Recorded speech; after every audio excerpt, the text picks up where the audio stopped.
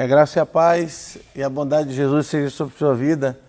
Pequeno grupo multiplicador do Ministério de Famílias. Bom mais uma vez chegar até vocês por meio desse pequeno estudo, dessa pequena provocação bíblica, para que a gente possa crescer, para a gente poder amadurecer algumas questões, algumas situações, que são situações que entendo eu serem pertinentes ao desenvolvimento do Ministério de Família. Muito bom tê-lo conosco, muito bom, mesmo que cada um na sua casa, podermos juntos discutir, trabalhar alguns temas que são pertinentes. Semana passada eu senti a ausência de alguns irmãos, a semana passada, 15 dias passados, eu senti a ausência de muitos comentários, de muita participação dos irmãos. Eu quero, antes de tudo, animar seu coração, você participar, as provocações, responder aquilo que a gente está tentando indagar como motivo de crescimento. Então, participe, vamos todos juntos, vamos crescer, vamos utilizar aquilo que temos neste momento para o nosso próprio benefício e crescimento. Eu queria pontuar hoje com os irmãos a participar junto com vocês a partir de um texto bíblico. Quero convidá-los a abrirem as suas Bíblias no texto de Números capítulo 13. E no capítulo 13 de Números nós vamos ler versos de número de 17 a 30. E eu queria, aliás, para completar, eu devo ler, vamos ler até o 33. Aí nós vamos ler Números capítulo 13, versos de 17 a 33, para o melhor entendimento. Eu quero partilhar algumas situações com os irmãos. Diz assim: Enviou-os, pois, Moisés a espiar a terra de Canaã, e disse-lhes: Subi por aqui para a banda do sul, e subi a montanha, e vede que terra é, e o povo que nela habita, se é forte ou fraco, se pouco ou muito, e qual é a terra em que habita, se é boa ou má, e quais são as cidades em que habita, se em arraiais, se em fortalezas. Também qual é a terra, se grossa ou magra, se nela há árvores ou não. Esforçai-vos e tomai do fruto da terra. E eram aqueles dias os dias das primícias das uvas. Assim subiram os espias à terra, desde o deserto de Zim até Reobe, e entraram em Ramate, e subiram para a banda do sul, e vieram até Hebron, e estavam ali Aimã, Sesai, Talmai, filho de Anak. Hebron foi edificada 7 anos antes de Zoã, no Egito. Depois vieram até o vale de Escol, e dali cortaram um ramo de vide com um cacho de uvas, o qual trouxeram 2 homens sobre uma verga, como também romães e figos. Chamaram aquele lugar o vale de Escol, por causa do cacho que dali cortaram os filhos de Israel. Depois voltaram de espiar a terra ao fim de 40 dias, e caminharam, e vieram Moisés e Arão e a toda a congregação dos filhos de Israel no deserto de Parã e Cádiz, e tornando, deram-lhes conta a eles e a toda a congregação, e mostraram-lhes os frutos da terra. E contaram-lhes e disseram: Fomos à terra que nos enviastes, e verdadeiramente mana leite e mel, e esse é o fruto. O povo, porém, que habita nessa terra é poderoso, as cidades fortes e muito grandes, e também ali vimos os filhos de Anak. Os amalequitas habitam na terra do sul, e os heteus, e os jebuseus, e os amorreus habitam nas montanhas, e os cananeus habitam ao pé do mar e pela ribeira do Jordão. Então Calebe fez calar o povo perante Moisés e disse: Subamos animosamente e possuamo-la em herança, porque certamente prevaleceremos contra elas. Porém os homens que com ele subiram disseram: Não poderemos subir contra aquele povo, porque é mais forte do que nós. E informaram a terra que tinha espiado perante os filhos de Israel, dizendo: A terra pelo meio da qual passamos a espiar é terra que consomem os seus moradores, e todo o povo que vimos no meio dela são homens de grande estatura.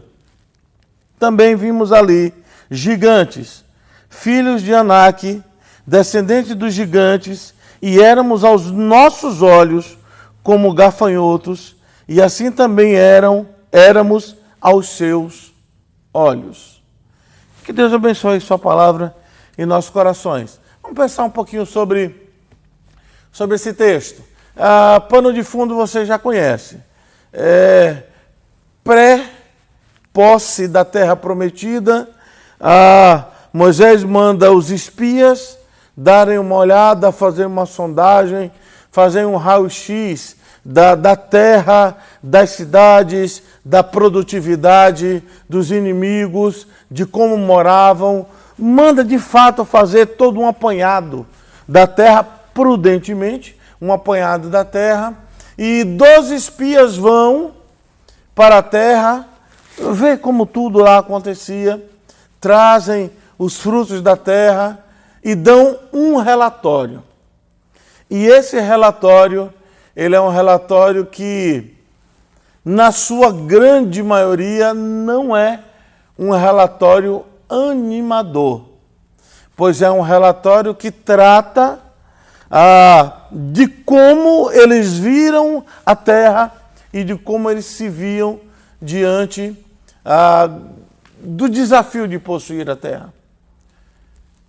Um sentimento de inferioridade muito grande. E o texto vai dizer lá no finalzinho que os espias, com exceção, claro, de Josué e Calebe, se viram como gafanhotos diante de gigantes. Eu trago isso para a gente pensar porque poucas são as pessoas que eu conheço que não sucumbem ou em algum momento nunca sucumbiram diante de uma avaliação pessoal de si mesmo inferiorizada. Poucas são as pessoas que eu conheço que na sua lida, no dia a dia, não se sentem menores daquilo que elas são chamadas a realizarem. Poucas são as pessoas que eu conheço que não sucumbiram diante de um sentimento de avaliação inferior diante dos grandes desafios que são propostos pela vida e que, por que não dizer, também são propostos por Deus. Abençoar a gente, cuidar de famílias, eu escuto, procuro escutar mais e falar menos, e eu vou escutando as situações e eu vou vendo muitas vezes aquilo que eu entendo como preocupação natural dos irmãos, como uma coisa completamente normal, mas as preocupações dos irmãos diante da dificuldade que é caminhar na edificação, na restauração, na resolução de problemas familiares. Sem dúvida alguma, os problemas são muito grandes, as dificuldades são muito grandes, mas eu quero lhe desafiar a não se ver menor do que o que Deus lhe vê.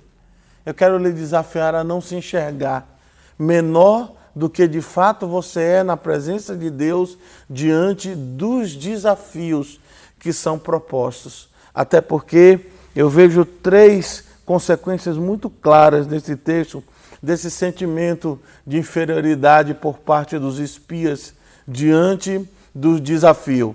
Eu olho e eu vejo que esse sentimento ele traz 3 consequências. Primeiro, esse sentimento acaba paralisando o povo e inabilitando o povo dentro do seu potencial. Por quê? Porque fez o povo esquecer que eles poderiam realizar grandes coisas com a ajuda de Deus, na presença de Deus. Esse relato ou esse relatório que os espias trazem divide o povo, infama o povo, deixa o povo dividido no que acreditar, no que pensar, como habitualmente esse sentimento costuma fazer na vida da gente. A gente deixa de acreditar no nosso potencial, na presença de Deus, na dependência de Deus, para realizar aquilo que Deus nos chamou a fazer Por quê? Porque todo o sucesso que o povo de Deus teve nas suas empreitadas não estava diretamente relacionado à sua força, à sua quantidade, ao seu poderio bélico, à sua capacidade de guerrear, até porque era um povo jovem em formação. Não. Estava relacionado àquilo que Deus poderia realizar através deles, por meio deles, diante da dependência que cada um tem e precisa ter de Deus para realizar as coisas. Não nos iludamos. Aquilo que nós produzimos, de fato, diante dos desafios, se produzimos algo que de fato seja, que glorifique a Deus, que realmente alcança algum resultado, o mérito está em Deus, o sucesso está em Deus. A dependência nossa é que nos faz Deus a agir no nosso meio, a nossa dependência de Deus é que faz Deus agir no nosso meio e a gente vê a manifestação da sua bondade.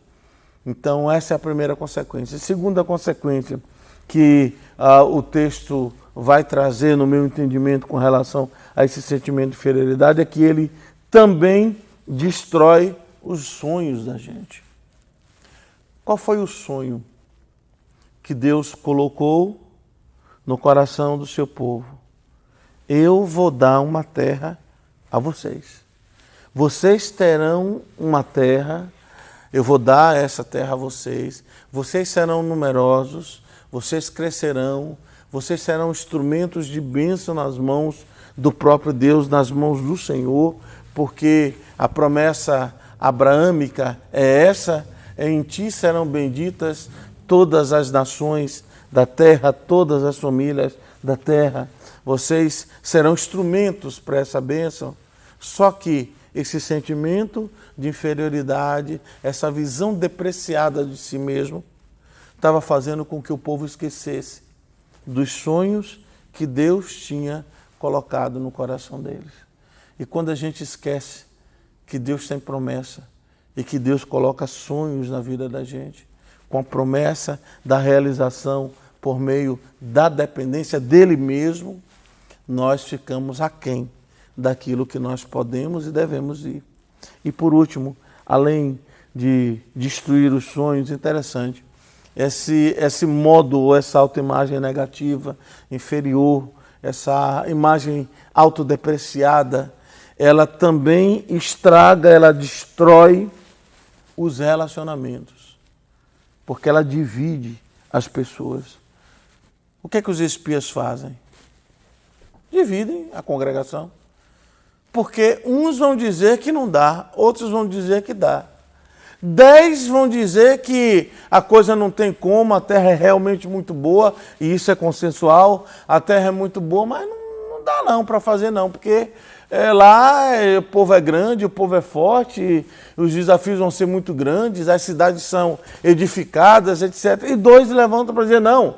De fato, isso não é uma mentira, o povo é forte, realmente vai ser difícil, mas Deus vai nos dar a vitória.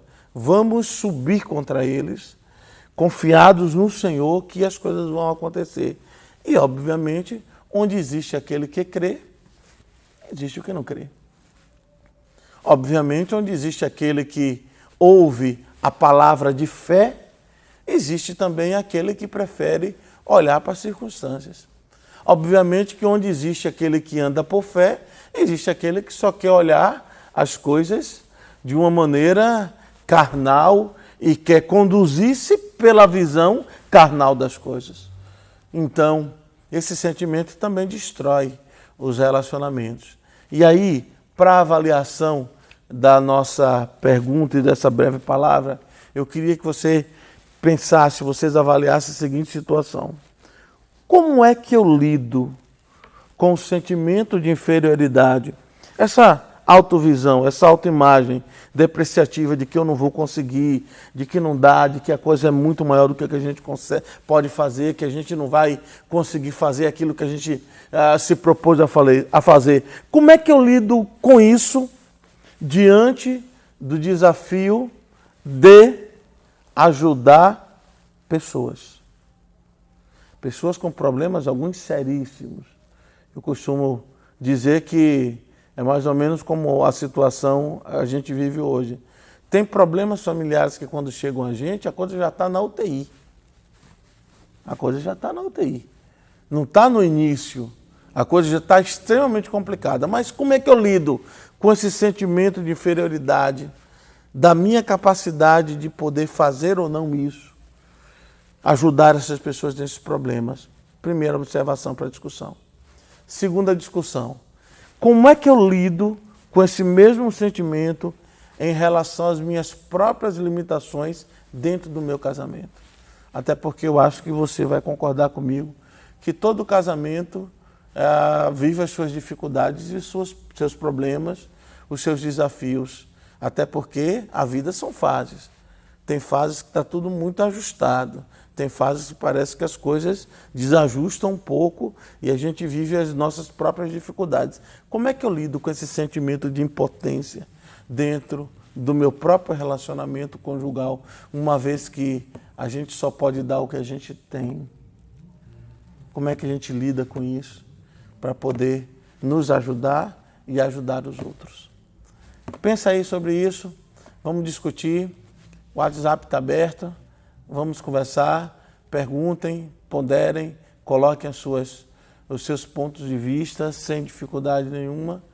Se souber, digo que sei, se não souber, digo que não sei, como diz o outro, e a gente corre atrás, a gente tenta nos ajudar mutuamente.